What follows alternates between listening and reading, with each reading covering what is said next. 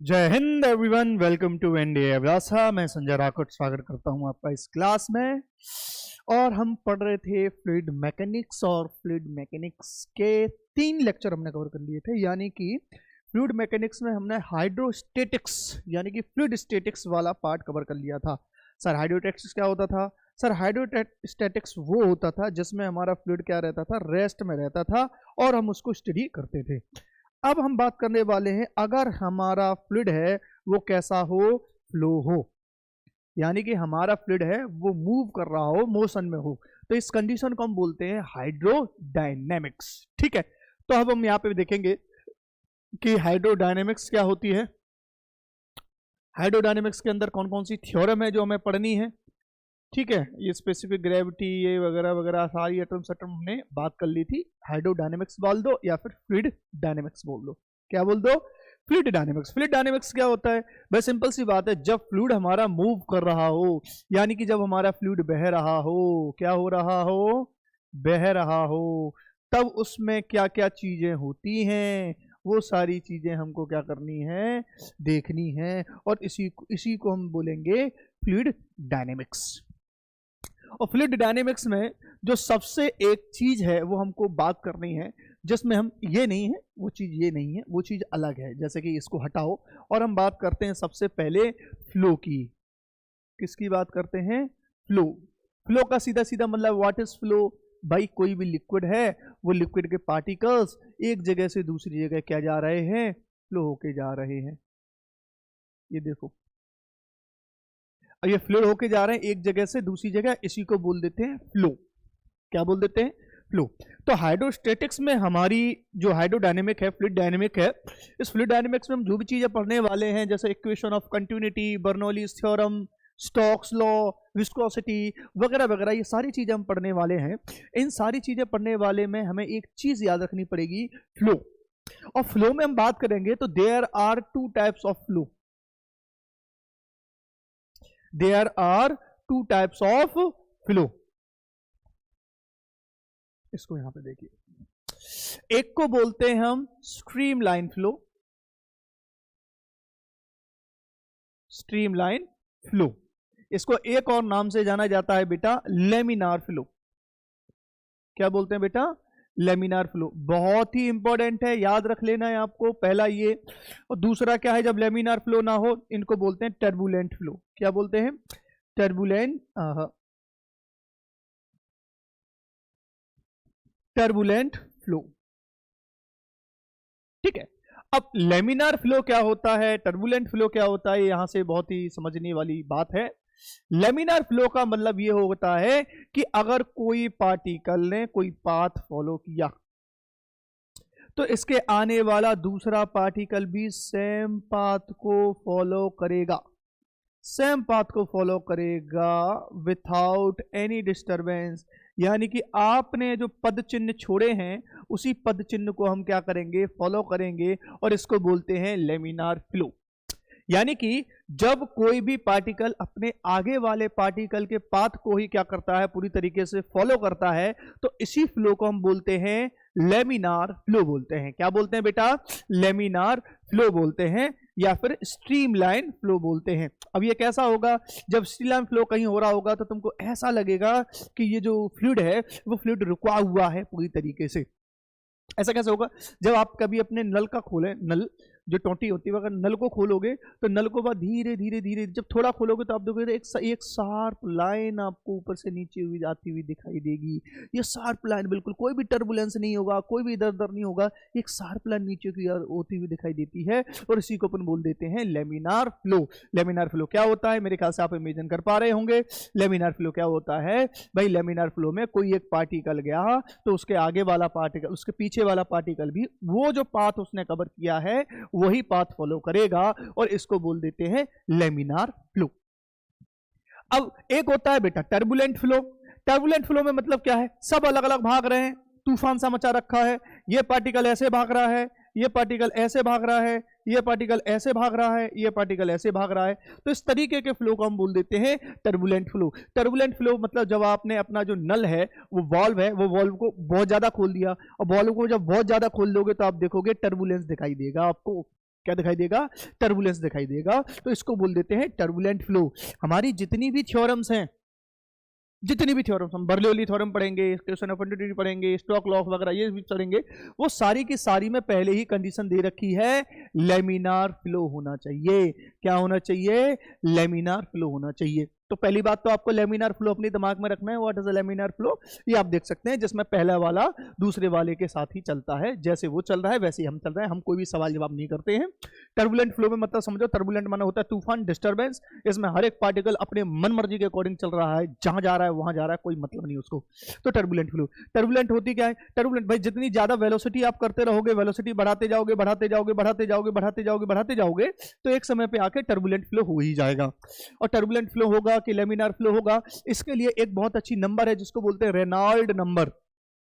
Syllabus में नहीं है, मतलब नहीं से तो है, लेकिन पूछी जाएगी कि नहीं पूछी जाएगी इसका मतलब नहीं है, लेकिन चलो अपन पढ़ रहे हैं तो बता देते हैं।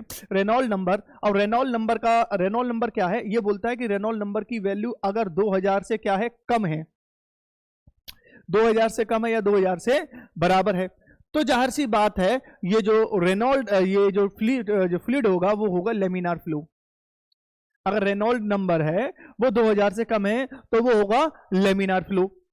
दूसरा उन्होंने बोला था कि अगर रेनॉल्ड नंबर की वैल्यू तुम्हारी 2000 से लेके 3000 के बीच में है, if Reynold number is between 2000 to 3000, तो हमारा जो फ्लो है वो लेमिनार भी हो सकता है और टर्बुलेंट भी हो सकता है, मतलब कुछ भी हो सकता है, इसकी मर्जी वो क्या करना चाहिए।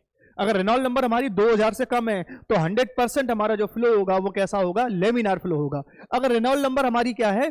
ज्यादा है, यानी 2000 से 3000 के बीच में है, तो हमारा जो फ्लो है वो टर्बुलेंट भी हो सकता है और लेमिनार भी हो सकता है। लेकिन अगर रेनॉल्ड नंबर की नंबर 3 से ज्यादा पहुंच जाए, क्या हो जाए बेटा? रेनॉल्ड नंबर है वो 3 से ज्यादा पहुंच जाए, तो इस कंडीशन में प्रॉब्लम आ जाएगी। तो क्या हो जाएगा? यानी कि अगर 3000 से ज्यादा हो गई तो जाहिर सी बात है फिर हमारा कहानी खत्म है। यहां पे थोड़ा ये रेनॉल्ड नंबर एन मान लो इसको, ठीक है, ये एन है। अब ये 3000 से ज्यादा होगी तो जाहिर सी बात है फिर हमारा जो फ्लो होगा वो टर्बुलेंट ही होगा। फॉर एग्जाम्पल वह जैसे हम बोलते हैं कि जैसे जैसे मैंने वॉल्व खोला, तो जैसे जैसे मैं वॉल्व खोलूंगा तो जाहिर सी बात है जब मैं वॉल्व खोलूंगा तो शुरुआत में धीरे धीरे वॉल्व खोलूंगा तो आपको देखो शुरुआत में आपको लेमिनार फ्लो दिखाई देगा, एक पानी की शार्प लाइन नीचे तक आती हुई दिखाई देगी दिखाई देगी दिखाई देगी दिखाई देगी। वो ऐसा लगवा मैं डायग्राम बनाऊं कोई अच्छा सा, तो यहाँ पे देखो, यहाँ पे क्या है? ये नल है, तो यहाँ पे टोटी है। अब इसको मैंने खोल दिया तो शुरुआत में आपको बिल्कुल फ्लूइड बिल्कुल sharp sharp sharp sharp sharp sharp sharp sharp सा दिखाई देगी, फिर ऐसे करके होने लगेगा और फिर टर्बुलेंट फ्लो हो जाएगा, ऐसे ऐसे ऐसे ऐसे ऐसे करके टर्बुलेंट फ्लो हो जाएगा, ऐसे करके ऐसे करके ऐसे करके ऐसे ऐसे ऐसे करके हो जाता है। आपने देखा होगा कि पानी की धार ऐसे आई, तो ये वाला जो पोर्शन है जहाँ पे बिल्कुल सीधी सी लाइन में दिखाई दे रही है, इसमें अपना मुंह भी देख सकते हो, इस फ्लो को बोल देते हैं लेमिनार फ्लो। क्या बोल देते हैं बेटा? लेमिनार फ्लो बोल देते हैं। क्या बोल देते हैं? Laminar flow. और इसको बोल देते हैं टर्बुलेंट फ्लो। क्या बोल देते हैं? Turbulent flow. क्योंकि हमको पता है जैसे जैसे ये फ्लूइड नीचे आता जाएगा इसकी वेलोसिटी बढ़ती जाएगी, और जब इसकी वेलोसिटी बढ़ती जाएगी तो रेनॉल्ड नंबर बढ़ती जाएगी, यानी कि जितनी ज़्यादा वेलोसिटी होगी उतना ही ज़्यादा हमारा लेमिनार फ्लो होने की संभावना क्या हो जाती है? कम हो जाती है। क्या हो जाती है? कम हो जाती है। अब चलिए वापस आते हैं अपने इसी शेयर पे। तो मेरे ख्याल से आप लेमिनार फ्लो, टर्बुलेंट फ्लो और रेनॉल्ड नंबर क्या होती हैं ये सारी चीज़ें समझ चुके होंगे। ठीक, अब हम बात करते हैं इक्वेशन ऑफ कंटिन्यूटी पे। तो ये वाली चीजें अगर आप लिखना चाहो तो लिख लो, ये मैं हट जाता हूं, स्क्रीनशॉट लेना चाहो स्क्रीनशॉट ले लो, एज योर विश। चल अब हम बात करते हैं eraser eraser eraser eraser eraser, इसको हटाओ। फ्लो तो खत्म हो गया, फ्लो हमने समझ लिया, ठीक है। अब फ्लो समझ लिया है तो अब हम किसकी बात करेंगे? अब हम बात करेंगे बेटा इक्वेशन ऑफ कंटिन्यूटी, क्योंकि इक्वेशन ऑफ कंटिन्यूटी से ही हमारी फ्लूइड डायनेमिक्स की शुरुआत होती है। तो चलिए हम बात करते हैं इक्वेशन ऑफ कंटिन्यूटी क्या होता है। तो इक्वेशन ऑफ कंटिन्यूटी का सीधा सीधा मतलब ये है, ये हमारा चलती है law of conservation of mass पर। Law of conservation, law of conservation of mass. तो किस पे बात कर रहा है बेटा? Law of conservation of mass पे बात कर रहा है। यार सी बात है, हम जब भी इन थ्योरम्स की बात करेंगे हम एक चीज दिमाग में रखेंगे हमेशा, पहला हमारा फ्लूइड का फ्लो कैसा होना चाहिए, लेमिनार फ्लो होना चाहिए। कैसा होना चाहिए बेटा, लेमिनार फ्लो होना चाहिए। दूसरी चीज हम याद करेंगे, हमारा जो फ्लूइड है वो कैसा होना चाहिए, इनकम्प्रेसिबल होना चाहिए। बर्नौली के लिए तो इनकम्प्रेसिबल होने चाहिए। अगर इनकम्प्रेसिबल नहीं है तो हमारे लिए उसके लिए इक्वेशन ऑफ कंटिन्यूटी की वैल्यू या इक्वेशन ऑफ कंटिन्यूटी अलग हो जाएगी। ठीक, अब चलिए हम बात करते हैं। तो हम क्या करेंगे, सपोज दैट ये हमारे पास पाइप है एक, ठीक है, ये क्या है बेटा, इस पाइप का एरिया ऑफ क्रॉस सेक्शन है। जाहिर सी बात है, अब ये तुम देखोगे तो जाहिर सी बात है, हमें दिखाई दे रहा है इसका एरिया कम है, इसका एरिया ज़्यादा है, तो इसके एरिया हो गया A1, इसका एरिया हो गया A2।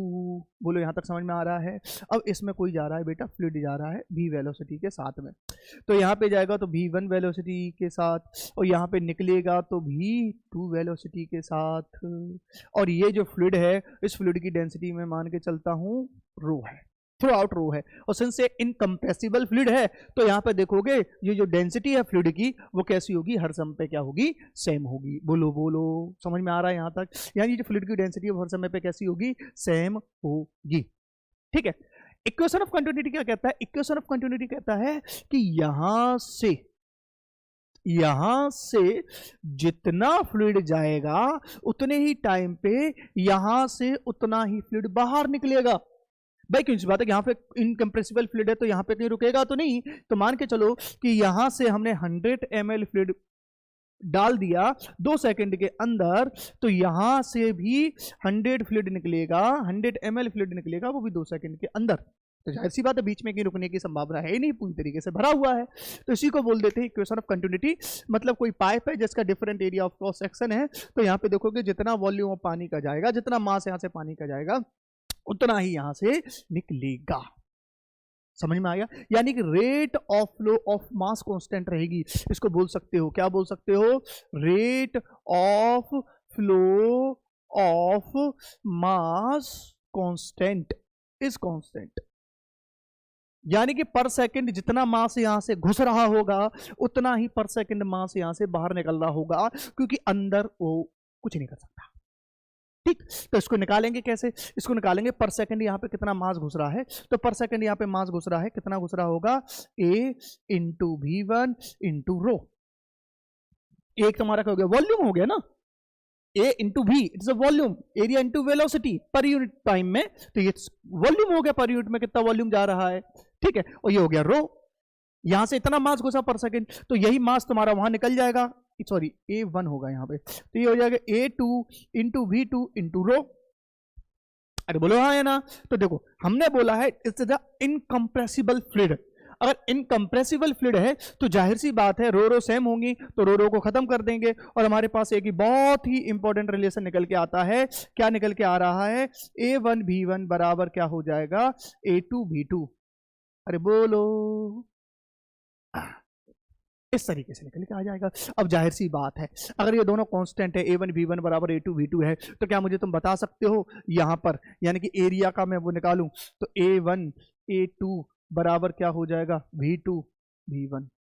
मतलब ये है कि जहां एरिया कम होगा वहां स्पीड क्या हो जाएगी, ज्यादा हो जाएगी। ये तो आप लोगों ने भी देखा होगा कि अब पिचकारी लेके आते, पिचकारी देखा होगा होली पे, अब होली पे तुम पिचकारी लेके आए हो, तुमने पिचकारी दबाई, अगर पिचकारी का मुंह है वो बहुत ज्यादा पतला है तो पिचकारी बहुत प्रेशर के साथ, बहुत स्पीड के साथ है उसमें से फ्लूइड निकलता है, और वहीं पे पिचकारी का मुंह का है थोड़ा बड़ा है, थोड़ा ज्यादा है, तो आप जम के प्रेशर लगाओगे फिर भी ज्यादा दूरी तक वो फ्लूइड नहीं जा पाएगा, क्योंकि वेलोसिटी क्या हो जाएगी, कम हो जाएगी। तो यहीं पे मैं देख रहा हूं जहां पे एरिया ऑफ क्रॉस सेक्शन कम होता है वहां पे वेलोसिटी क्या होती है, ज्यादा होती है, और जहां पे एरिया ऑफ क्रॉस सेक्शन क्या होता है, ज्यादा होता है, वहां वेलोसिटी कम होती है। और यहाँ पे क्वेश्चन के अकॉर्डिंग हमारे क्या दिख रहा है, हमें दिख रहा है कि A2 इज ग्रेटर देन है A1, तो जाहिर सी बात है V1 इज ग्रेटर देन क्या हो जाएगी, V2।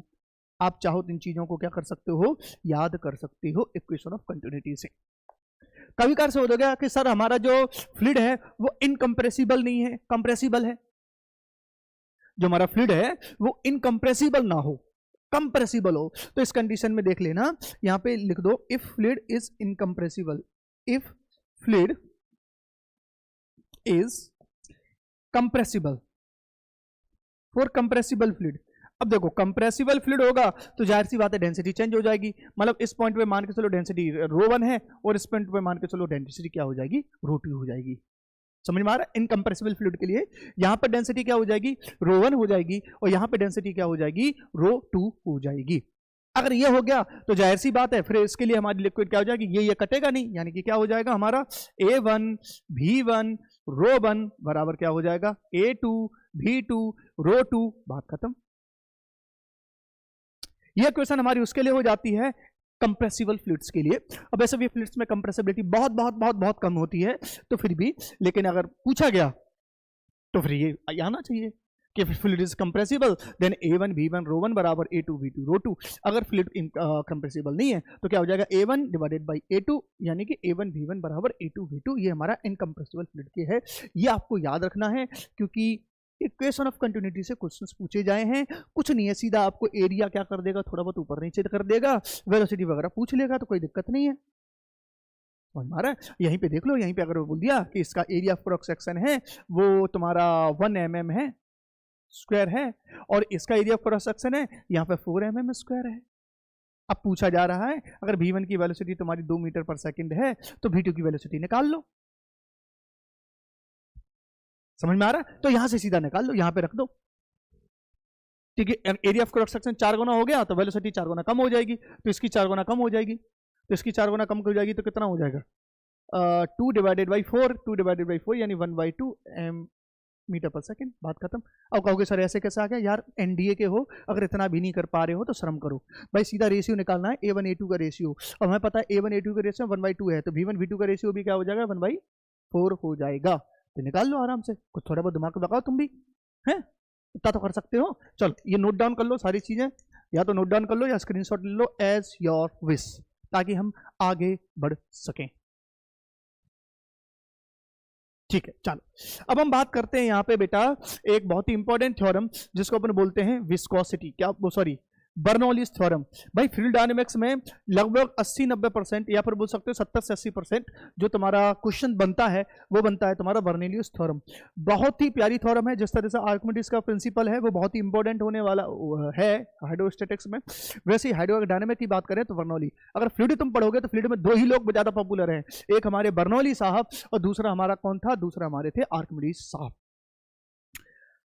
तो बर्नौली ने बोला क्या, बर्नौली का जो प्रिंसिपल है वो प्रिंसिपल काम करता है law of conservation of energy.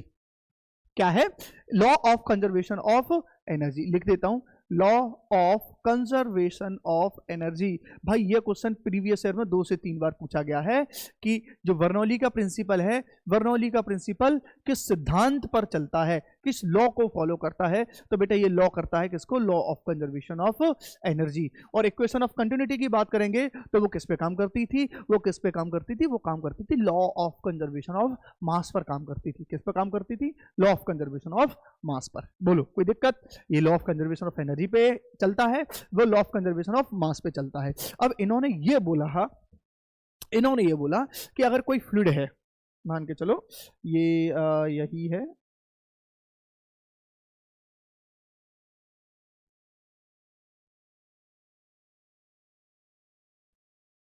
यही इन्होंने बोला था कि एक पाइप है, क्या है बेटा, एक पाइप है, और इस पाइप का अगर मैं यहां से निकालूं, ये एक सरफेस मान लो,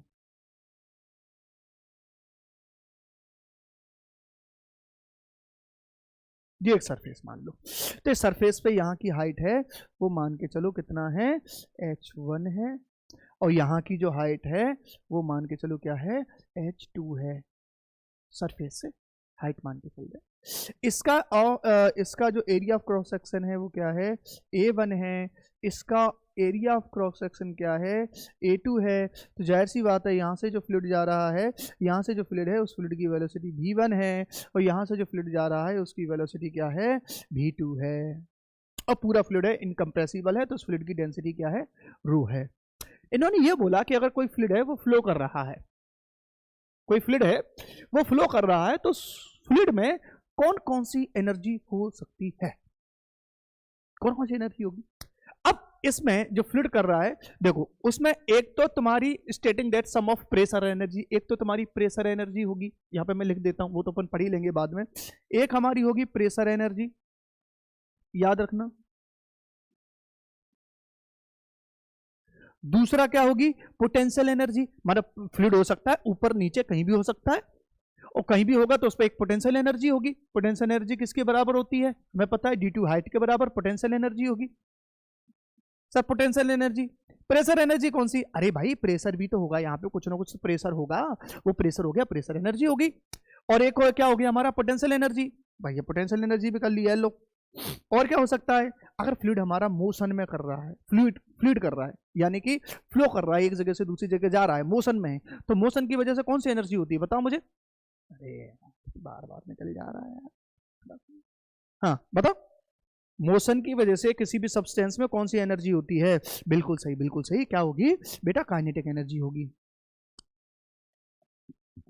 यानी कि कोई भी फ्लूइड है अगर फ्लो कर रहा है तो उसमें तीन एनर्जी होती है, कौन कौन सी, प्रेशर एनर्जी, पोटेंशियल एनर्जी और काइनेटिक एनर्जी, ये तीन तरीके की एनर्जी होती हैं।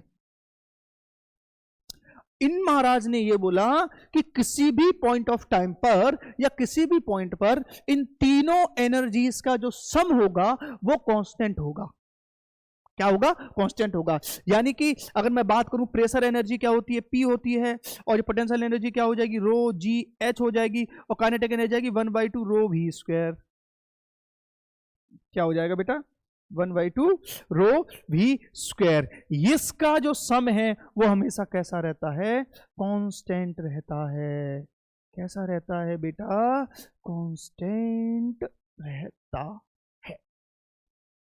ये है तुम्हारा काम, ठीक है। यानी कि प्रेशर एनर्जी हमारी पी हो गई, और पोटेंशियल एनर्जी रो जी एच हो गया, और 1/2 रो वी स्क्वायर हो गया, ये हमेशा तुम्हारा कांस्टेंट रहेगा। अगर इन दोनों ही कंडीशन में यहां पे मैं इन चीजों को लिखना चाहूं तो देखो, यहां पे अगर मेरा प्रेशर क्या हो, मान के चलो प्रेशर क्या है, P1 है, और यहां पे प्रेशर क्या है, P2 है, तो इनके लिए इक्वेशन क्या होगी पता है, देखो P1 प्लस रो जी H1 प्लस 1/2 रो V1 का स्क्वायर बराबर क्या हो जाएगा, P1 प्लस रो जी H2 प्लस 1/2 रो V2 का स्क्वायर। बस ये याद कर लो। वैसे याद करने वाली चीज तो आपकी क्या थी, याद करने वाली चीज तो आपकी ये है जो आपको हमेशा ही याद करनी है। सेलेक्ट कर लेता हूं इसको, थोड़ा सा ऊपर भेजना है ना, ऊपर भेज दूंगा, थोड़ा सा नीचे आ जा, अरे क्या हो क्या रहा है तेरे,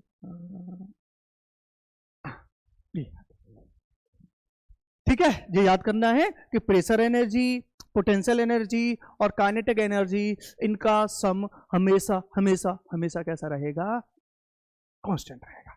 ये हमारे बोले था बर्नौली साहब ने। अब सर इस से हमें एक चीज समझ में आ रही होगी, क्या समझ में आ रहा है, इससे हमें ये चीज समझ में आ रही है, पहले देखो आगे चल के फिर है विस्कोसिटी पे आ गए, चलो यहीं पे बता देते। एक चीज समझ में आ रही है कि अगर हाइट हम दोनों की सेम कर दें, हाइट हम दोनों की सेम कर दें, तो हाइट हम दोनों की सेम कर देंगे तो जाहिर सी बात है ये और ये वाला टर्म क्या हो जाएगा, बराबर हो जाएगा, यानी कि H1 बराबर H2 हो जाएगा। तो इन दोनों टर्म को मैं खत्म कर सकता हूं, खत्म कर सकता हूं। तो फिर हमारे पास बचा क्या, हमारे पास केवल बचा P प्लस 1/2 रो V1 स्क्वायर बराबर हो जाएगा P प्लस 1/2 रो V2 स्क्वायर। अरे ऐसे पहले छोड़ो, अपन को कुछ चीजें और पढ़नी है, पहले उनको कर लेंगे ताकि बाद अपन चीज को देखेंगे। ये आ गया, ठीक। अब नीचे आते हैं यहाँ पे, तो यहाँ पे हमने क्या देखा अभी कि P बराबर क्या होता है, रो जी एच प्लस 1/2 रो V स्क्वायर बराबर कैसा रहेगा, ये कांस्टेंट रहेगा, कैसा रहेगा, कांस्टेंट। तो इसमें कभी कभार क्या कर देता है वो, कभी कभार यह करता है कि दोनों ही पक्षों में रो जी का क्या कर देगा, वो डिवाइड कर देगा। जब रो जी का डिवाइड करेगा, अरे यार यहाँ लिखो, डिवाइडेड बाई रो जी। अब रो जी से डिवाइड करेंगे तो P बराबर क्या हो जाएगा, P बराबर हो जाएगा रो जी है, और प्लस H का H रहेगा, और प्लस इसका वैल्यू हो जाएगी V square divided by 2G। ये हो जाएगा कांस्टेंट। सर ऐसा क्यों लिख रहे हो भाई? ऐसा इसलिए लिखते हैं कि कभी कभी तुमसे क्या पूछ लेता है, प्रेशर हेड पूछ लेता है। तो ये जो है ये term P divided by rho g, इसको बोलते हैं बेटा प्रेशर हेड। क्या बोलते हैं? प्रेशर हेड, प्रेशर हेड बोलते हैं। इसको बोल देते हैं वेलोसिटी हेड।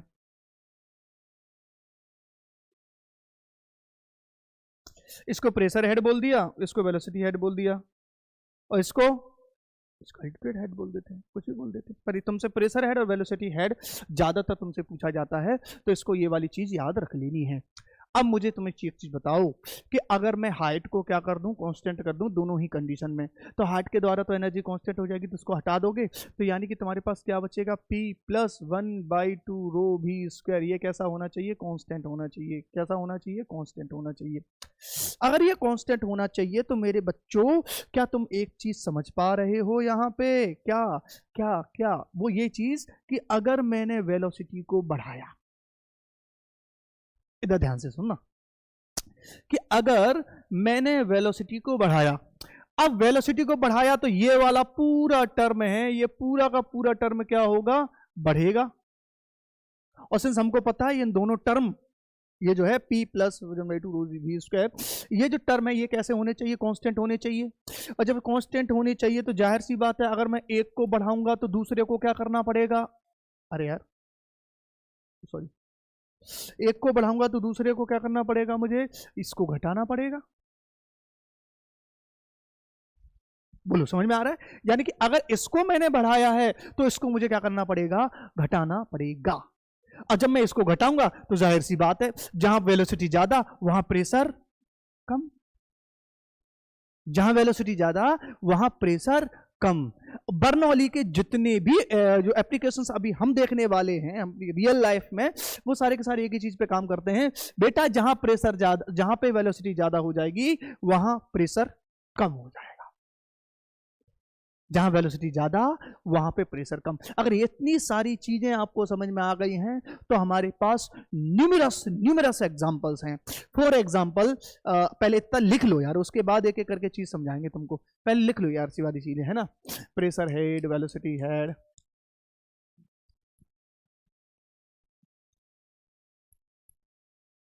बोलो आ गया समझ में? अगर आ गया है तो नीचे ही आते पुनः, ऐसा करो हटो। अरे हाँ, इसके बाद हमारे पास स्कोप रहेगा ना ऐड करने का।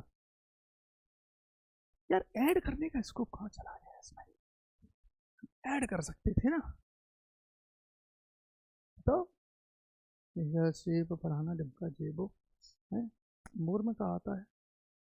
अरे छोड़ो यार, अपन वहीं देख लेंगे, कहीं अपन को खाली मिल जाएगी तो अपन वहीं पे कर लेंगे खत्म। अच्छा यहाँ पे कर लेते हैं, छोड़ो अभी ये छोड़ देना तुम। ये क्या होगा? डायमीटर माइनस पाथ, वो अपन अभी भी करेंगे, ठीक है? अब अपन ये बता लेते हैं, पता नहीं मैंने डाला था निकल गया शायद।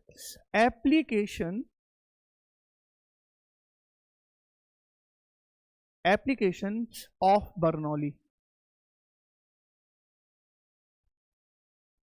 एप्लीकेशन ऑफ बर्नौली थ्योरम है। बर्नौली के तो एप्लीकेशन जो भी थे उनके एप्लीकेशन होके निपट गए हो, तो ठीक है। एप्लीकेशन ऑफ बर्नौली अपन को बात करनी है। तो बर्नौली की एप्लीकेशन क्या है? तो बर्नौली की एप्लीकेशन बहुत से है। एक तो है flying of aircraft, aircraft wing. जो एयरक्राफ्ट होता है उस एयरक्राफ्ट की विंग में हमें क्या मिलता है?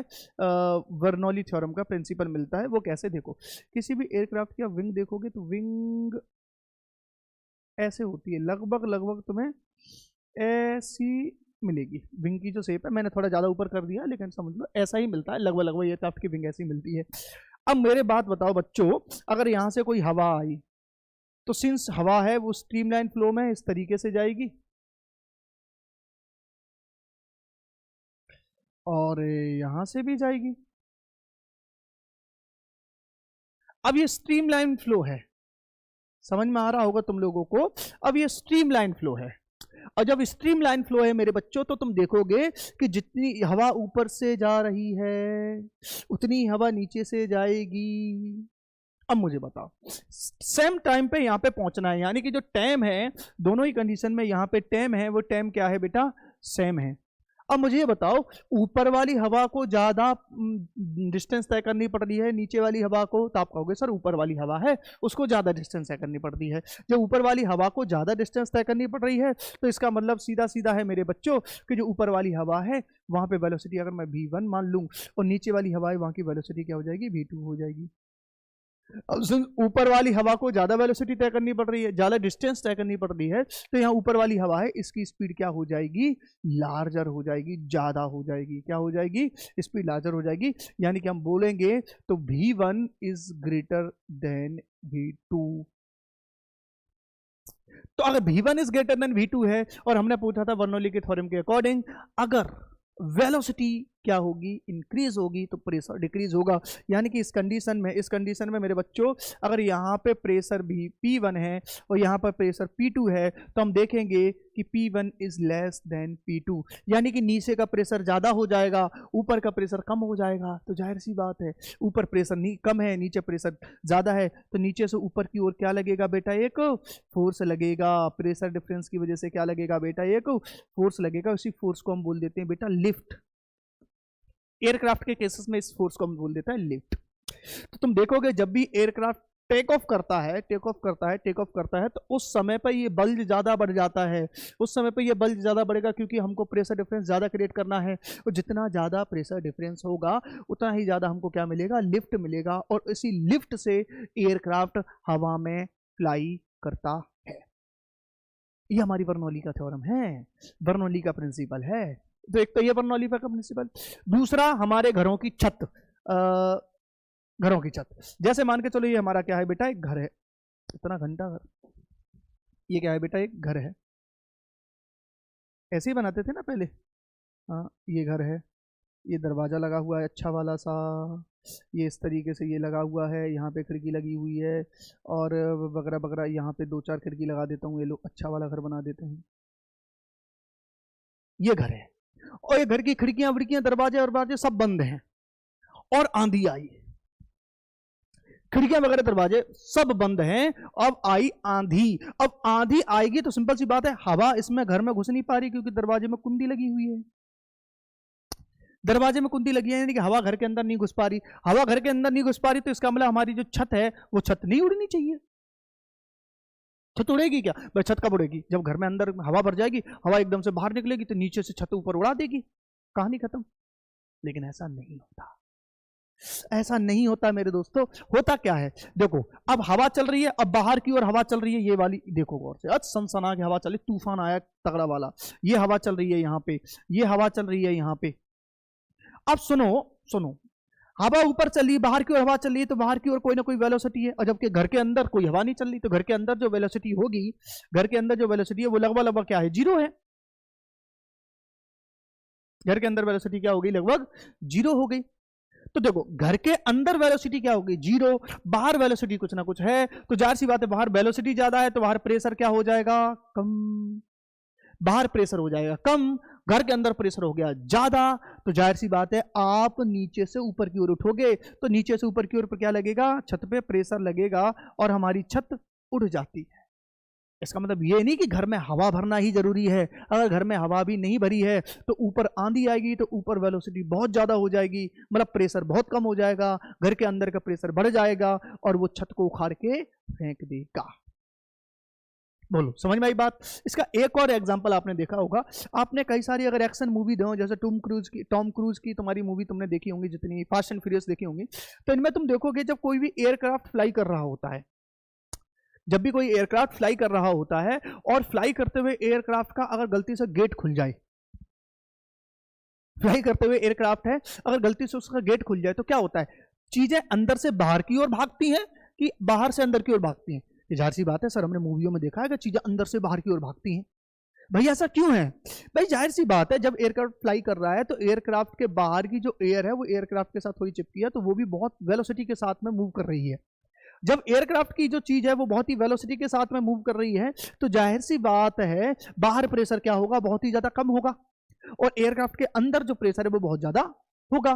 तो जैसे ही तुमने कोई खिड़की खोल दी या फिर जैसे ही तुमने कोई गेट खोल दिया तो अंदर का प्रेशर चीजों को बाहर की ओर पुश करेगा और चीजें बाहर की ओर जाती हैं। जाहिर सी बात है, अगर तुमने ये वाली चीजें देखी होंगी तो आराम से देखी होंगी। एक और चीज बता देता हूं चलो तुमको, तुमने स्प्रे देखा है,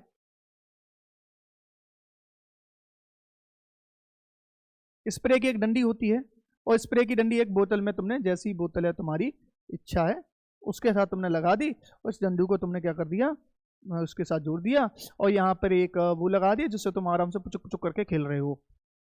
ये स्प्रे है। स्प्रे कैसे काम करता है भाई? स्प्रे क्या करेगा, स्प्रे क्या करेगा, यहां से जैसे ही तुम इसको दबाओगे तो ये एयर को बहुत प्रेशर के साथ यहां से फेंकेगा। अब सोचो, एयर को बहुत प्रेशर के साथ यहां से फेंकेगा तो यहां पे होगी वेलोसिटी ज्यादा, और वेलोसिटी ज्यादा होगी तो यहां पे हो जाएगा प्रेशर कम, और यहां पे प्रेशर है बहुत ज्यादा अंदर की ओर। बाहर की साइड प्रेशर क्या होगा, कम, क्योंकि यहाँ पे वेलोसिटी हमने जो पुचुक पुचुक करके वेलोसिटी क्या कर दी, ज्यादा कर दी, और वेलोसिटी ज्यादा कर दी तो सिंपल सी बात है यहाँ पे प्रेशर हो जाएगा कम, और नीचे की ओर प्रेशर होगा ज्यादा, और चीजें हमेशा ज्यादा प्रेशर से कम प्रेशर की ओर में भागती हैं। तो ये लिक्विड है, अंदर का जो भरा हुआ लिक्विड है, ये लिक्विड है, ये लिक्विड देख लो बेटा, ये लिक्विड है, ये लिक्विड नीचे से ऊपर की ओर चढ़ेगा चढ़ेगा चढ़ेगा यहाँ पे, और जैसे यहाँ पे आएगा, सिंस एयर को तुम फचक फचक फचक फचक बाहर की ओर फेंक रहे हो, जब एयर को बाहर की ओर फेंक रहे हो तो ऊपर लिक्विड नीचे से ऊपर आता जाएगा, ऊपर से आता जाएगा ऊपर, जैसे यहाँ पे आएगा तो वो एयर के साथ मिलकर बाहर फेंकेगा।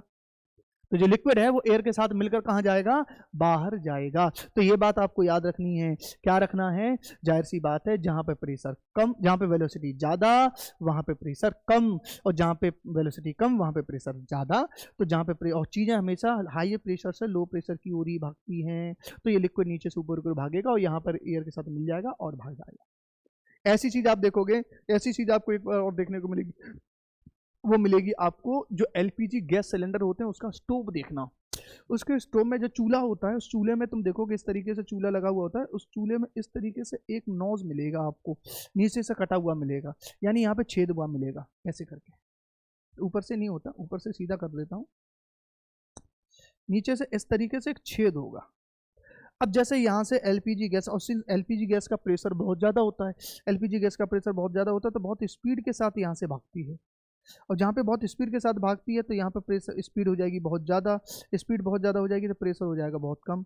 और सिंस यहाँ पे जो एयर है और पास में एयर है ना नीचे की, तो एयर ही होगी। अब वो एयर क्या है, एयर में प्रेशर क्या है, ज़्यादा है क्योंकि वेलोसिटी कम है, तो एयर ऊपर की ओर भागेगी और एलपीजी के साथ क्या हो जाएगी, मिक्स हो जाएगी। और जब एलपीजी के साथ मिक्स हो जाएगी तो जब हम जलाते हैं, हमारे गैस में से निकलता है तो उसमें केवल एलपीजी नहीं होती, उसमें एयर भी होती है, क्योंकि उस एलपीजी को या एलपीजी गैस हो, उस एलपीजी गैस को जलाने के लिए जाहिर सी बात है हमको एक चीज़ रखनी पड़ेगी, उसमें ऑक्सीजन प्रॉपर मात्रा में होनी चाहिए, तभी उसका प्रॉपर कंबशन होगा। तो ये सारी की सारी चीज़ें किस पे काम करती हैं, बर्नौली के प्रिंसिपल पे काम करती हैं। हमारे साथ और भी कई सारे एग्जाम्पल हैं जिसमें हम बता सकते हैं कि बर्नौली प्रिंसिपल क्या है। बर्नौली प्रिंसिपल के बहुत सारे एग्जाम्पल है, लेकिन अभी मेरे ख्याल से इतने सारे एग्जाम्पल घरों की छत और ज्यादातर एयरक्राफ्ट और जो स्प्रे, ज्यादातर तुम्हारा क्वेश्चन यही पूछा जाता है कि एयरक्राफ्ट की विंग किस प्रिंसिपल पे काम करती है, ये एयरक्राफ्ट किस प्रिंसिपल पे उड़ता है, तो आप क्या बोलोगे सर, बर्नौली प्रिंसिपल। आप बोलोगे घरों की छतें आंधी के टाइम पे उड़ जाती हैं जबकि घरों के अंदर कोई हवा नहीं जाती, या घर का दरवाजा बंद होने पर भी उड़ जाती है, तो क्या बोलोगे, बर्नौली प्रिंसिपल। और तुमसे पूछा जाए कि स्प्रे है वो इस पे किस प्रिंसिपल पे काम करती है, तो आप उसका क्या नाम दोगे, बर्नौली प्रिंसिपल। बात खत्म, समझ में आ रहा है ना। ये सारी की सारी चीजें हमारी किस पे चल रही हैं, बर्नौलीज प्रिंसिपल पे काम हो रहा है। ठीक है, बोलो, अरे बोलो बोलो बोलो, चलो ठीक है। तो ये वाली सारी चीजें क्या तुम्हारी हो गई होंगी। अब हम आगे बढ़ते हैं, और आगे हम बढ़ते हैं विस्कोसिटी पर। ये वाली चीजें मैं खत्म ही कर दे रहा हूं यहां से, ठीक है। विस्कोसिटी पे बात करेंगे, किस पे बात करेंगे, विस्कोसिटी। विस्कोसिटी, अच्छा विस्कोसिटी से पहले हम एक और बात कर लेते हैं, velocity efflux, velocity of efflux. Efflux, efflux एक का होता है, ये भी, इससे भी हम बर्नौली की प्रिंसिपल से ही इसका प्रूफ देखते हैं। वो ये देखते हैं कि जैसे कि मैंने मान के चला ये कोई कंटेनर है, क्या है बेटा, ये कोई कंटेनर है, और इस कंटेनर में मान के चलो बेटा मैंने यहाँ पे कहीं छोटा सा क्या कर दिया, छेद कर दिया, उस छेद का एरिया है A1 और इस कंटेनर का पूरा एरिया है A, और मैं ये मान के चल रहा हूँ कि जो A1 है is less than, very less than A, यानी बहुत ही छोटा सा छेद कर दिया।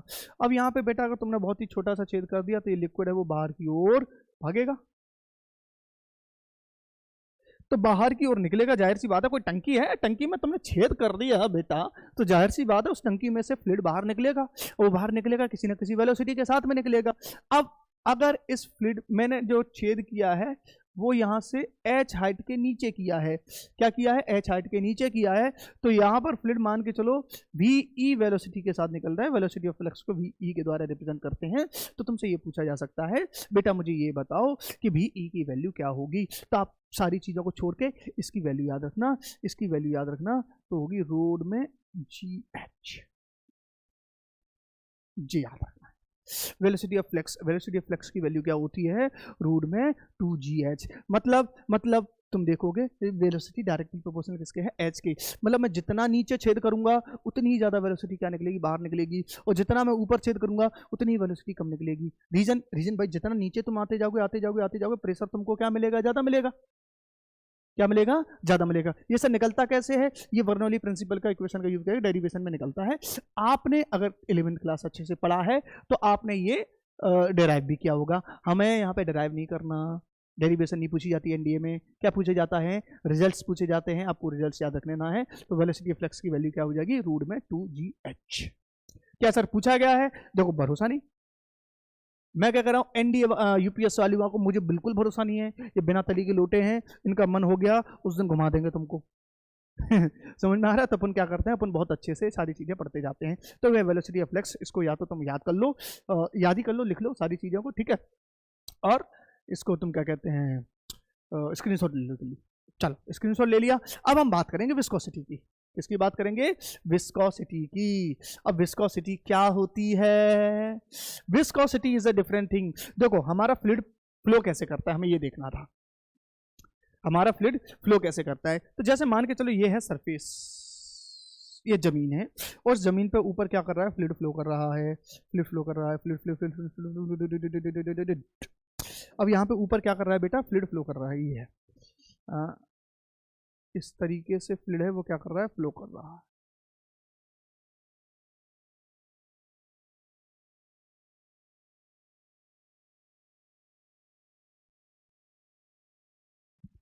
फ्लूइड क्या कर रहा है, फ्लो कर रहा है। और जब भी फ्लूइड फ्लो करता है तो आप ये देखना, फ्लूइड की जो ऊपर वाली सरफेस होती है, जो फ्लूइड फ्लो करता है कैसे, देखो हमारे पास कुछ सरफेसेस होती हैं फ्लूइड की, क्या होती है, कई सारी सीट हैं, सरफेस हैं, और वो सरफेस एक के ऊपर एक क्या कर रही है, मूव कर रही है, एक के ऊपर ऊपर क्या कर रही है, मूव कर रही है, एक के ऊपर एक क्या कर रही है, मूव कर रही है। तो मान के चलो, और हमारा फ्लूइड हमेशा सरफेस करता है, तो देखोगे आप सरफेस, ये अगर यहाँ पे वेलोसिटी v1 है और यहाँ पे वेलोसिटी v2 है, तो आप याद करोगे जैसे जैसे आप डेप्थ में जाते जाओगे, ये डेप्थ को हम z द्वारा रिप्रेजेंट करते हैं, जैसे जैसे आप डेप्थ में जाते जाओगे आपका फ्लूइड, अरे यार कौन है भाई,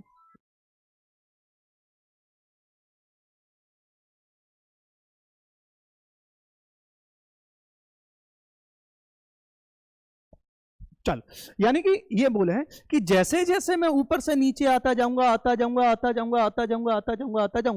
वेलोसिटी की वैल्यू क्या होती जाएगी, इसको v2 मानो, इसको v1 भी मत मानो, इसको v मान लो, छोड़ो ठीक है, क्या मान लेते v, वेलोसिटी है। तो जैसे जैसे मैं नीचे आता जाऊंगा वेलोसिटी कम होती जाएगी, और वो वाली लेयर जो सरफेस के साथ में स्टिक रहती है, याद रखना ये वाली लेयर जो नीचे सरफेस है उस सरफेस के साथ में स्टिक है, इस वाली लेयर की वेलोसिटी 0 हो जाती है, याद रखना। तो जब भी कोई भी जो फ्लूइड है वो फ्लो कर रहा है, जैसे नदी वगैरह फ्लो कर रही है, तो नदी वगैरह में आप देखोगे सरफेस वाला मॉलिक्यूल है उसकी वेलोसिटी बहुत ज्यादा होगी, और जैसे जैसे नीचे आते जाओगे आपकी वेलोसिटी क्या होती जाएगी, कम होती जाएगी, क्या होती जाएगी, कम होती जाएगी। ये वैल्यू आपको याद रख लेनी है, ये चीज आपको पता होनी चाहिए कि जब भी कोई फ्लूइड फ्लो करता है तो जो सरफेस वाली मॉलिक्यूल्स होते हैं उनकी वेलोसिटी ज्यादा होती है, और जैसे जैसे आप डेप्थ में चले जाते हो वो वेलोसिटी कम होती जाती है। और वेलोसिटी कम कैसे होती है, मान के चलो इसके रेस्पेक्ट में, यानी कि dv डिवाइडेड बाई dz, ये याद रखो। जो रेट ऑफ वेलोसिटी की डिक्लाइन का जो रेट है, इस रेट को अपन बोल देते हैं वेलोसिटी ग्रेडियंट।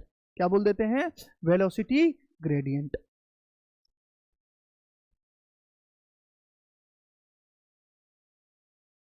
ये याद रख लेना अपन को, क्या बोल देते हैं, वेलोसिटी ग्रेडियंट। क्या वेलोसिटी ग्रेडियंट किसी पे डिपेंड करता है, करता होगा, अपन को उससे मतलब नहीं है, अपन को इतना बता दो कि वेलोसिटी ऊपर से नीचे की ओर जाती है, धीरे धीरे करके क्या होती है, कम होती जाती है, और जितनी पर उसमें जो रेट है इसका कम होने का जो रेट है वो उसको अपन बोल देते हैं वेलोसिटी ग्रेडियंट।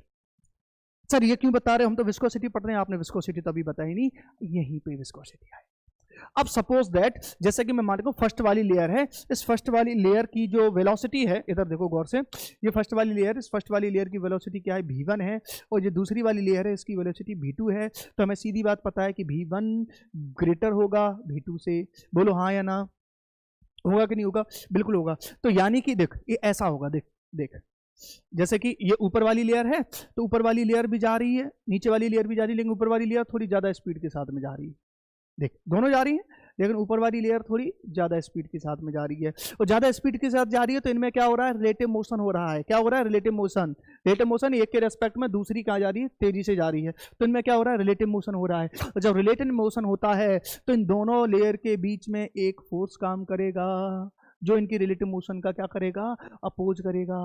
वो क्या होता है, वो फोर्स होता है हमारा फ्रिक्शन फोर्स। क्या होता है बेटा, फ्रिक्शन फोर्स। ये फ्रिक्शन फोर्स दो लेयर के बीच में काम करने लगेगा, और इसी फ्रिक्शन फोर्स को हम बोलते हैं विस्कस फोर्स। क्या बोलते हैं बेटा, इसी फ्रिक्शन फोर्स को हम बोल देते हैं यहाँ पे विस्कस फोर्स बोल देते हैं। क्या बोल देते हैं बेटा, विस्कस फोर्स बोल देते हैं, विस्कस फोर्स बोल देते हैं। क्या बोल देते हैं, विस्कस फोर्स। तो ये आपको याद रखना है कि what is the viscosity.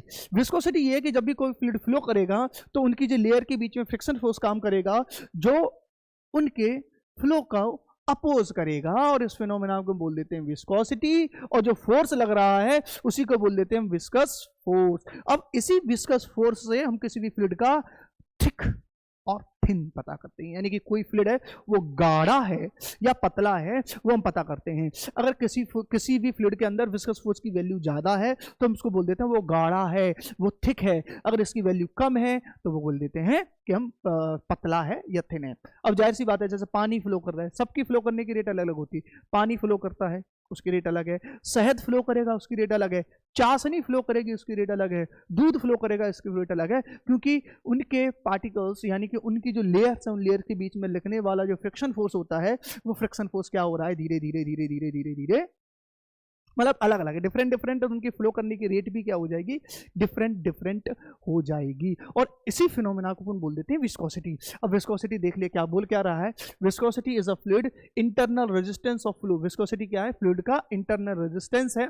Essentially it's thickness caused by frictional level layer as they move past each other. जाहिर सी बात है, यानी कि जाहिर सी बात है इन दोनों के बीच में जो फ्रिक्शन फोर्स लग रहा है उसको ही बोल देते हैं फ्रिक्शन फोर्स। और फ्रिक्शन फोर्स की वजह से ये जो फ्लो को क्या कर रहा है, रजिस्ट कर रहा है, इंटरनली रजिस्ट कर रहा है। तो इंटरनली रजिस्ट कर रहा है तो इसी को अपन बोल देते हैं विस्कोसिटी बोल देते हैं। अब मुझे बताओ क्या विस्कोसिटी फ्रिक्शन सेम है? देखो सेम तो नहीं है, हालांकि पता है कि विस्कोसिटी होती किसकी वजह से है, फ्रिक्शन फोर्स की वजह से है। लेकिन फ्रिक्शन फोर्स एक सरफेस फिनोमेना है जो सरफेस से सरफेस के बीच में लगता है। और विस्कोसिटी की अगर विस्कस फोर्स की बात करूं तो ये किसी भी फ्लूइड का इंस्ट्रिंसिक प्रॉपर्टी है या फिर इंटरनल फिनोमेना है या इंटरनल रेजिस्टेंस है। तो दोनों सेम तो नहीं है, लेकिन yes viscosity is caused by friction between the layer of the fluid.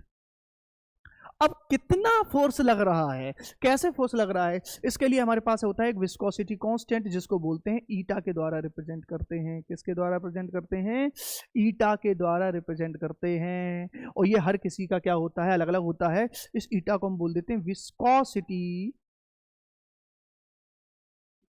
Constant. क्या बोल देते हैं?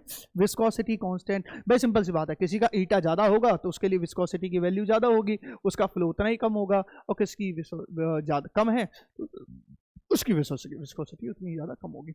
अब विस्कोसिटी किसी किसी चीज पर डिपेंड करती है। कोई फैक्टर्स हैं क्या जो विस्कोसिटी को क्या करते हैं, अफेक्ट करते हैं? यार बिल्कुल फैक्टर हैं। इसमें कुछ हमारा मान के चलो, जैसे विस्कोसिटी में हमने कोई इम्प्योरिटीज मिला दी।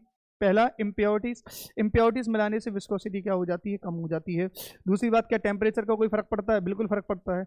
अगर मैंने टेम्परेचर बढ़ा दिया, टेम्परेचर का ज्यादा पूछा जाता है, अगर मैंने टेम्परेचर बढ़ा दिया तो विस्कोसिटी यानी कि ईटा है वो क्या हो जाएगा, कम हो जाएगा। तुम देखो शहद है, शहद को आप गर्म कर दो, जैसे शहद को आप गर्म करोगे तो आप देखोगे शहद की जो थिकनेस है वो पतला हो जाएगा। शहद समझ में आया कैसा हो जाएगा, पतला हो जाएगा। तो सिंपल सी बात है, जैसे जैसे आप टेम्परेचर बढ़ाते हो विस्कोसिटी कम होती जाती है। तुमसे टेम्परेचर का इफेक्ट विस्कोसिटी पे पूछ लेगा, बोलो हाँ या ना। चलो, इतना था विस्कोसिटी के बारे में तुम्हें जानना, और इतने में ही तुम्हारे सारे के सारे एनडीए के क्वेश्चंस बन जाएंगे। तो आज हमारी फ्लूइड डायनेमिक्स क्या हो गई, खत्म हो गई। अब हम क्या करेंगे भाई, इसके जो भी क्वेश्चंस हैं उन क्वेश्चंस को बड़ी शिद्दत के साथ लगा लेंगे और हमारा काम क्या हो जाएगा, खत्म हो जाएगा। चलिए सबसे पहले हम बात करते हैं इसकी। देखो इसको मैं हटा रहा हूं अब, ठीक है, इसको मैं हटा रहा हूं, सारी चीजें आपने लिख ली होंगी, अब इसको रखने का कोई भी फायदा नहीं है यहाँ पे। चलो अब हम बात करते हैं यहाँ पे, ठीक है। हाँ, if the diameter of the pipe is reduced to 1/3 of its original valve, the velocity of the flow becomes, हमें पता था, हमने क्या देखा था अभी कि A1 और A2 ये बराबर क्या हो जाएगा, V2 V1। अब मुझे बताओ, अगर डायमीटर को 1/3 कर दिया है, डायमीटर को 1/3 कर दिया है, तो रेडियस भी क्या हो जाएगी, 1/3 हो जाएगी। जब रेडियस 1/3 हो जाएगी तो एरिया क्या हो जाएगा, 1/9, क्या हो जाएगा 1/9। तो 1/9 हो गया एरिया हमारा, क्या हो गया 1/9 हो गया। अब मेरे पास क्या है, जैसे कि A1 कितना था, A1 है, अब जो एरिया है हमारा वो क्या हो गया, A1 का 1/9 हो गया। तो हमारे पास वेलोसिटी देखनी है, सॉरी 2 हो गया, V1 हो गया, 9 को पहुंचा दो ऊपर, तो क्या हो जाएगा 9 बराबर क्या हो जाएगा V2 बराबर V1। तो V1 बराबर क्या हो जाएगा 9 V2, सॉरी V2 बराबर क्या हो जाएगा 9 V1, यानी कि हमारी वेलोसिटी है 9 टाइम बढ़ जाएगी। अब सिंपल सी बात है, देखो जब तुम एरिया घटा रहे हो, ध्यान से देखो, वैसे इसको इतना लिखने की जरूरत नहीं पड़ती, ये चीजें दिमाग में ही हो जानी चाहिए, और एनडीए में दिमाग में ही होती हैं सारी चीजें। अगर आप एरिया घटा रहे हो, मैंने सीधा बोला था, अगर आप एरिया घटा रहे हो वेलोसिटी बढ़ेगी, बात खत्म। अब तुमने एरिया को कर दिया 1/3 कर दिया, 1/3 कर दिया, यानी एरिया को तुमने 1/9 कर दिया, 1/9 कर दिया, तो वेलोसिटी 9 टाइम बढ़ जाएगी, बात खत्म करो। यहाँ पे सीधा का सीधा आंसर ऐसे हो जाना चाहिए था। जो आंसर है, ये सारी चीजें लिखने की जरूरत नहीं पड़ेगी। अगर ये सारी चीजें लिखने की जरूरत पड़ रही है तो आप अभी उस तैयारी की फेज में है ही नहीं जिस तैयारी की फेज में आपको होना चाहिए। समझ में आ रहा है, आपको पता होना चाहिए इक्वेशन कंटिन्यूटी का, अगर एरिया मैंने घटा दिया तो वेलोसिटी बढ़ेगी, और एरिया बढ़ाऊंगा तो वेलोसिटी घटेगी। कितने गुना घटेगी, कितने गुना एरिया बढ़ाएगा, उस पर डिपेंड करती है। जैसे यहाँ पे एरिया हमने 9 टाइम 1/9 टाइम कर दिया, 9 टाइम घटा दिया तो वेलोसिटी 9 टाइम बढ़ जाएगी। चल नेक्स्ट, ये वाला क्वेश्चन करो। The equation of continuity A1 V1 बराबर A2 V2 is a statement of law of conservation of, सीधा पता होना चाहिए, लॉ ऑफ कंजर्वेशन ऑफ मास। समझ में आ रहा है ना, इक्वेशन ऑफ कंटिन्यूटी किस पे डिपेंड करती है, law of conservation of mass पर डिपेंड करती है, बात खत्म। Next, in a horizontal pipe of non-uniform cross section the volume of liquid flowing per second is q. At a point where the radius is r the velocity is v. At another point where the radius is r 2r the velocity is, अब देखो simple सी बात है, अब rate of flow of mass q तो हमेशा same रहेगी, यानी कि कहीं ना कहीं तुम्हारा सीधा इक्वेशन ऑफ कंटिन्यूटी का क्वेश्चन है, तुमसे बस मजे लेने के लिए कर दिया गया है। अब देखो जहां पर r था वहां पे वेलोसिटी क्या थी, v थी, अब यहाँ पे 2r होगा, वहां पे वेलोसिटी क्या हो जाएगी। अब मुझे ये बताओ, अगर 2r कर दिया यानी कि एरिया को तुमने 4 गुना बढ़ा दिया, अगर रेडियस को 2 गुना कर दिया तो एरिया को 4 गुना बढ़ा दिया, अगर एरिया को 4 गुना बढ़ा दिया तो समझते वेलोसिटी 4 गुना कम हो जाएगी, और आंसर हो जाएगा तुम्हारा बी। अब पढ़ने में ये वाला क्वेश्चन ऐसा लग रहा है लोगों के टांगे कांपने लगे, ओ भगवान ये कैसे होगा, कैसे होगा, कुछ नहीं है भाई, ये तो हमेशा कांस्टेंट ही रहेगा। Flow of mass of flow of constant, तो हमें तो वॉल्यूम क्या कांस्टेंट ही रहना है भाई, ठीक है। तो कोई भी पॉइंट ऐसा है बात है जिस पर एरिया आर है तो यहाँ पे एरिया डिफरेंट होगा, कोई दूसरा है 2r है जहाँ पे एरिया डिफरेंट होगा, और तुम इसके लिए भी अभी भी यही लिख रहे हो A1 A2 बराबर V2 बाई V1, और फिर आप लिखोगे यहाँ पे पाई आर स्क्वायर और यहाँ पे पाई 2r का स्क्वायर वगैरह वगैरह, तो हो गया तुम्हारा कल्याण। छोड़ो, घर पे बैठो, हो गया तुम्हारा एनडीए। इतना समय नहीं होता तुम्हारे पास वहाँ पे कि आप ऐसे हर चीज को सॉल्व करोगे, हर चीज को सॉल्व करोगे, फिजिक्स भी सॉल्व नहीं होगा तुमसे, ठीक है। तो चीज समझो, एरिया कितने गुना बढ़ गया, 4 गुना बढ़ गया, तो वेलोसिटी 4 गुना कम हो जाएगी, सिंपल थिंग। नेक्स्ट पढ़ो इसको, क्या कह रहा है, deep water in a river appear to be still moving very slowly compare to slow water, shallow water. This is explain by, अब ये किसके द्वारा किया गया था, एक्सप्लेन क्या है कि deep water in river appear to be still moving very slow compare to the slower shallow water, it is example. अब देखो डीप वाटर में तुम जाओगे, जैसे जैसे डीप वाटर में जाओगे तो तुम्हें यहाँ पे एक चीज बढ़ जाएगी, क्या बढ़ जाएगी, रो जी एच, ये जो प्रेशर है पोटेंशियल एनर्जी का वो बढ़ जाएगा, और जब ये बढ़ जाएगा तो जाहिर सी बात है वेलोसिटी क्या हो जाएगी, कम हो जाएगी, क्योंकि हमको पता है, क्या पता है, pressure plus rho g h plus 1/2 rho v square बराबर क्या होता है, कांस्टेंट होता है, जीरो नहीं, कांस्टेंट होता है। और जैसे तुम गहराई में जाते जाओगे जब गहराई में जाते जाओगे तो तुम्हारी वेलोसिटी क्या होती जाएगी, कम होती जाएगी, क्योंकि ये टर्म बढ़ रहा है, और ये वाला टर्म अगर बढ़ रहा है तो इस वाले टर्म को क्या होना पड़ेगा, कम होना पड़ेगा। इस वाले टर्म को कम होगा तो वेलोसिटी क्या हो जाएगी, कम हो जाएगी। किसके द्वारा एक्सप्लेन किया गया, बर्नौलीज के इक्वेशन के द्वारा। किसके द्वारा एक्सप्लेन किया गया, बर्नौली के इक्वेशन द्वारा। हालांकि जो विस्कोसिटी में अपन देखे थे, ये वेलोसिटी कहाँ है, ये वेलोसिटी ग्रेडियंट कि जैसे नीचे जाओगे नीचे जाओगे नीचे जाओगे वेलोसिटी कम होती जाएगी। भाई क्यों कम होती जा रही है, इसका रीजन है जैसे नीचे नीचे जाते जाओगे नीचे जाओगे तो रो जी एच की वैल्यू बढ़ेगी। जब रो जी एच की वैल्यू बढ़ेगी तो जाहिर सी बात है वेलोसिटी की वैल्यू कम होगी। बात खत्म। नेक्स्ट, बूम बूम, ये हो गया। ये बता, a liquid flows through a pipe with a velocity of 4 meter per second where the area is 2 centimeter square. What is the velocity where the area is इतना इतना। अब मुझे बता दो एरिया कितना कम हो गया, पहले 2 सेंटीमीटर क्यूब था, अब हो गया 5, यानी कि 4 गुना कम हो गया। जब 4 गुना एरिया कम हो गया तो वेलोसिटी 4 गुना बढ़ जाएगी, 16 हो जाएगी। कॉपी पेन नहीं उठना चाहिए, समझ में आ रहा है। अगर इतना सारा कुछ पढ़ाने के बाद भी तुम ये क्वेश्चन दिमाग में नहीं कर पा रहे हो तो फिर तुम क्लास ध्यान से नहीं देख रहे हो, सिंपल सी बात ये है। ठीक है, क्लास ध्यान से नहीं देख रहे हो, क्लास को ध्यान से देखो। Next, when a fluid move through a horizontal pipe the pressure is lowest where the. अब प्रेशर लोएस्ट कहां होगा, जहां पे वेलोसिटी क्या होगी, लोएस्ट होगी कि वेलोसिटी ज्यादा। भाई जहां पे प्रेशर जो वेलोसिटी हाईएस्ट होगी वहां पे प्रेशर क्या होगा, लो होगा। बर्नौली की थ्योरम से हमने यही निष्कर्ष निकाला था। अरे निकाला था कि नहीं, बिल्कुल निकाला था, याद रखना। ठीक है, आगे बढ़ो। चलो, the lifting of a thin roof during a wind storm is an application of Bernoulli theorem. अरे हमें पत्र है, जो 3 टप्पर होते हैं ना, 3 टप्पर की छत है और 3 टप्पर की छत अगर उड़ रही है तो किसकी वजह से उड़ रही होती है, ये बर्नौली की थ्योरम की वजह से उड़ रही है। हाँ, बर्नौली को जाकर पत्थर मारो सालो, तुम्हारी वजह से हमारे घर उड़ रहे हैं। अरे पत्थर मत मारो, उसने तो बताया था कि तुम्हारे घर क्यों उड़ रहे हैं, तुमको तो पता ही नहीं था। तुम तो गेट लगा लेते थे कि घर में हवा नहीं भरेगी, तुम्हारी छत बच जाएगी, लेकिन उसने बताया नहीं, तुम कितना भी कोशिश कर लो छत तो हम उड़वा के रहेंगे। चलिए, अब ये spinning cricket curve in air swing is phenomena is not, ये वाला चलो छोड़ गया, चलो बता देते हैं, ये वाला मैं छोड़ गया था। जैसे हमारी एक बॉल है, बुमराह देखे होंगे, पैट कमिंस देखे होंगे, ये क्या करते हैं, अपनी बॉल को हवा में स्विंग करा देते। अब हवा में स्विंग करेंगे कैसे, देखो मान के चलो क्या है, ये तुमने देखा होगा जो क्या कहते हैं, जो बॉलर्स होते हैं ज्यादातर वो अपने सलाइवा लगाते रहते हैं बॉल पे। अब जो आईसीसी क्रिकेट बोर्ड उन्होंने मना कर दिया कि अब बॉल पे आप सलाइवा नहीं लगा सकते, तो बॉल को क्या करते हैं, वो देखें ऐसे घिसते रहते हैं, लगातार घिसते रहते हैं। अब घिसते रहेंगे तो क्या करें, उन्होंने घिस के एक साइड को तो बिल्कुल स्मूथ कर दिया, एक साइड को क्या करते हैं, बिल्कुल स्मूथ कर दिया। और जैसे ही बॉल है वो बॉल चलती रहती है तो एक साइड उसकी क्या हो जाती है, थोड़ी रफ हो जाती है। बॉल जब खेलते रहोगे तो बिल्कुल स्मूथ थोड़ी रहेगी, अब एक साइड कैसी होगी, रफ हो गई। ठीक है, अरे यार ये थोड़ा छोटा बन गया क्या, लो बड़ा बना देते हैं इसको। ठीक है, थोड़ा सा लो, ठीक है बड़ा बना देते हैं। ये बॉल है, अरे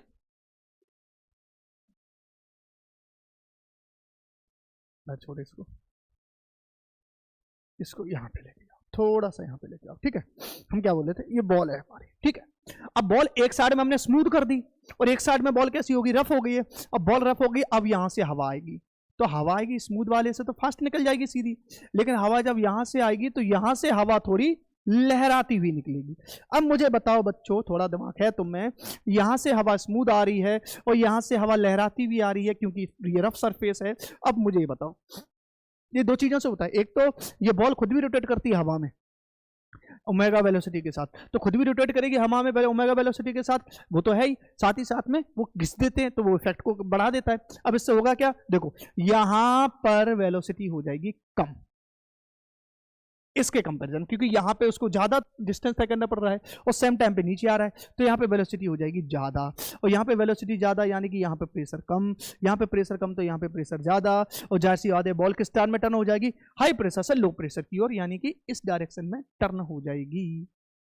इस डायरेक्शन में छोटा सा फोर्स लगेगा ना, इस पे प्रेशर डिफरेंस की वजह से फोर्स लगेगा, उस प्रेशर डिफरेंस की वजह से फोर्स लगेगा, तो ये बॉल जो इस डायरेक्शन में जा रही थी सीधी, वो बॉल इस डायरेक्शन में थोड़ा सा क्या हो जाएगी, टर्न हो जाएगी। और आप देखोगे इसको बोलते हैं मैग्नस इफेक्ट।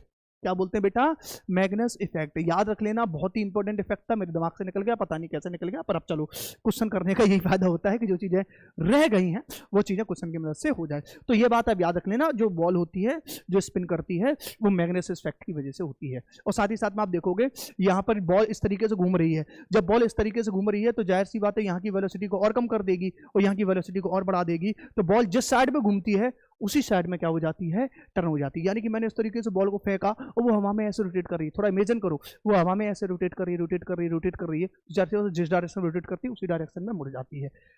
टेक्निकलिटी मैंने ये बता दी, इस तरीके से मुड़ती है क्योंकि जिस डायरेक्शन में स्मूथ होता है उस समय वेलोसिटी कम, जिसमें रफ होता है वेलोसिटी ज़्यादा, जहाँ वेलोसिटी ज़्यादा वहाँ प्रेशर कम, और जहाँ वेलोसिटी कम वहाँ प्रेशर ज़्यादा, तो यहाँ पे प्रेशर ज़्यादा वहाँ पे प्रेशर कम, फोर्स लगेगा कम प्रेशर से, सॉरी ज़्यादा प्रेशर से कम प्रेशर की ओर, और इसी को अपन बोल देते हैं मैग्नस इफेक्ट बोल देते हैं। क्या बोल देते हैं बेटा, मैग्नस इफेक्ट। चलो आगे बढ़ते हैं, बस 2 चीज और रह गई, खत्म करते हैं।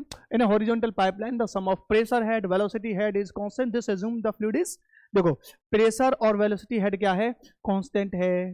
तो प्रेशर और वेलोसिटी हेड कांस्टेंट है, इसका सीधा सीधा मतलब है ये जो फोर्स है वो विस्कस नहीं है, नॉन विस्कस और इनकम्प्रेसिबल है। ये बात याद रख लेना, बर्नौली की थ्योरम हमेशा नॉन विस्कस और इनकम्प्रेसिबल चीजों पे ही चलती है। मैं मान करता हूँ फ्लूइड ऐसा है जिसकी विस्कोसिटी 0 है, हालांकि आइडियली ऐसा कुछ नहीं होता, बट आइडियली फ्लूइड की बात करूँ तो आइडियल फ्लूइड में विस्कोसिटी क्या होती है, 0 होती है। Next, the velocity of flux, ये भी बराबर टू दिस इज, किसके वजह से हमने निकाल ली थी, बर्नौली थ्योरम से, सीधा है। ठीक है, देखो तुमसे सीधा पूछ लिया है कि गिवन बाय दिस किससे निकाला था हमने, ये बर्नौली थ्योरम से निकाला। चलो next, with an increase in the temperature the viscosity of liquid dot dot and the viscosity of gases. अब मैं बात करूं, देखो लिक्विड अगर इंक्रीज का टेम्परेचर तो विस्कोसिटी लिक्विड की तो क्या होगी, डिक्रीजेज होगी, लेकिन गैसेस की क्या होगी। अब तुम देखो यार, गैसेस को जैसे ही तुम गर्म करोगे तो जैसे गैसेस को गर्म करोगे वो इधर उधर भागने लगती है, उसकी आवारा है। गैसेस के मॉलिक्यूल क्या होते हैं, फ्री हैं। अब जैसे तुमने एनर्जी दे दी और वो भाग रहे हैं तो टकरा रहे हैं एक दूसरे के साथ में वगैरह वगैरह, और जितना टकराएंगे जितने ज्यादा कोलिजन्स होंगे उतना ही ज्यादा फ्रिक्शन बढ़ेगा, जितना ज्यादा फ्रिक्शन बढ़ेगा उतनी विस्कोसिटी बढ़ेगी। तो जाहिर सी बात है लिक्विड की डिक्रीज होती है और गैसेस की इंक्रीज होती है। आया बात समझ में, अरे बोलो। तो आज का लेक्चर थोड़ा सा लंबा रहा, बाकायदा हमें बहुत सी सारी चीजें थी जो कवर करनी थी इसमें, बर्नौली, विस्कोसिटी वगैरह वगैरह वगैरह, पर फाइनली हम आ गए इस लेक्चर के एंड पर और इस चैप्टर के भी एंड पर। ठीक है, अब इसके बाद हम जो स्टार्ट करेंगे वेरी वेरी इंपॉर्टेंट चैप्टर जिसका नाम है रे ऑप्टिक्स, और रे ऑप्टिक्स से तो 7 से 8 क्वेश्चन आपके हर साल आते हैं, और चैप्टर बढ़ा भी है तो उसके मान के चलो कम से कम 7 से 8 लेक्चर लगेंगे, और उसमें अपन रे ऑप्टिक्स को पूरी तरीके से क्या करेंगे, खत्म कर देंगे। तो पहले बोल रहा हूं, ऐसा नहीं है कि ये बैच इसलिए बनाया गया कि वगैरह वगैरह कुछ तुमको ऐसे ही फॉर्मेलिटी करनी हो वगैरह, नहीं। इस बैच को अगर किसी भी सीरियस एस्पिरेंट ने अच्छे से फॉलो कर दिया, मैं गारंटी देता हूं वो व्यक्ति 150+ नंबर साइंस में लेके आएगा, गारंटी है इस बात। ठीक है, तो बने रहिए, साथ बनाए रखिए। आज के लिए इतना ही, बहुत बहुत धन्यवाद। जय हिंद एवरीवन, जय हिंद।